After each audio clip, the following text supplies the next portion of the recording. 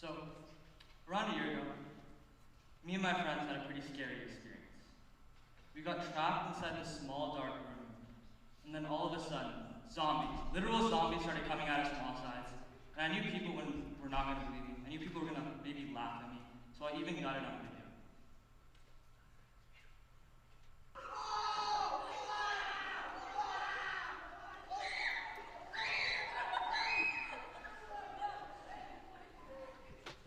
Now, this experience at Sandbox VR was an absolute blast. Me and my friends, we had a lot of fun. It actually inspired one of my friends to get his own VR headset. So here's a clip of Caden having some fun.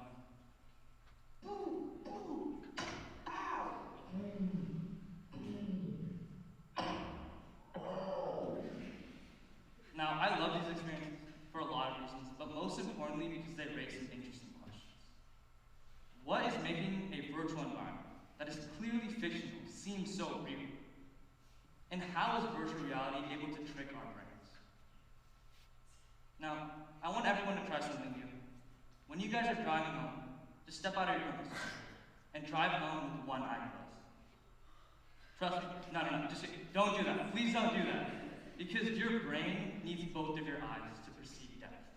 And virtual reality takes advantage of that by using binocular vision.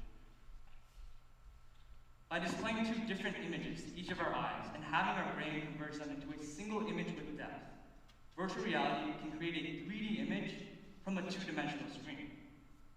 But how is this 3D image going to keep up with your point of view? Right? You're constantly moving around, you're constantly shaking your head around, right? So how's it going to do that? By using a technique known as head tracking, virtual reality can track the speed and direction of your head and adjust the image to match your perspective. Overall, these techniques combine to immerse your brain into this virtual world.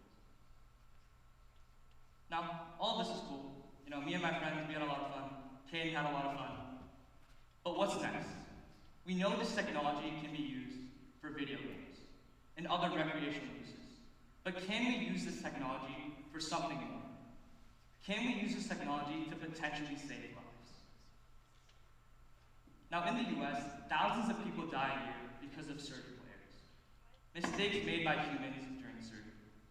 Now, if you take a step back and look at the rest of the world, with underdeveloped healthcare systems, poor health education systems, that number comes close to 1 million. Even in the US, around 30% of American surgeons are not ready to perform core surgeries by the time they complete medical school. And keep in mind, America has some of the finest medical schools the world has to offer. So how can virtual reality, right? You got this technology for playing video games. How is this technology going to help us close that gap? Well, at the root cause of these deaths is the lack of realistic preparation and training. And by allowing surgeons to learn and collaborate in immersive 3D environments, forces their brain to think actively and be a problem solver. As opposed to just being mouth-fed a procedure, surgeons are forced to think on their feet and work with what they have. So skills that are normally learned through years of experience or in the operating room can be learned through virtual reality. On top of that, surgeons can practice as many times as needed so they can build confidence as well as increase learning outcomes. Surgeons can also connect with other surgeons across the world to tackle surgeries in real time. Overall, virtual reality contributes to more efficient surgeries with fewer mistakes, which can be the difference between life and death. Now, up until this point, we have been using virtual reality to perfect an existing process. But can we use VR to do something that has never been done before? Like trying to understand the most complicated organ. Well, there are around 86 billion neurons in our brain, give or take, and hundreds of intricate structures. So how can we use, again, a technology that's being used for video games to help us expand our understanding of the brain? Computer programs can fuse MRI scans with CT scans to create a cohesive 3D model. And as you might have guessed it, neurosurgeons can use virtual reality to explore and study this model. Instead of using a generic model of the brain, neurosurgeons can use models specific to a patient down to the nerve cell.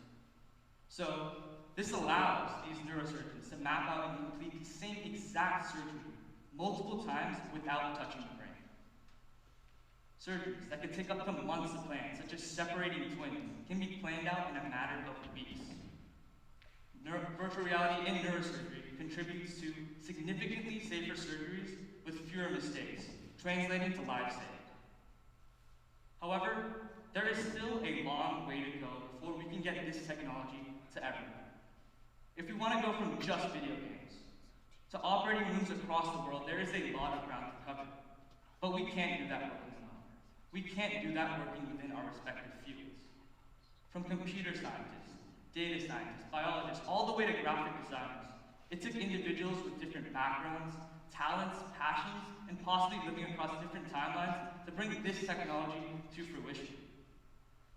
And the beauty of it all is that you don't have to be a neuroscientist. You don't have to have a medical degree to make an impact. Because just like VR has shown us how to surpass the physical world onto something greater, don't let existing limitations stop you from pushing the boundaries and changing lives.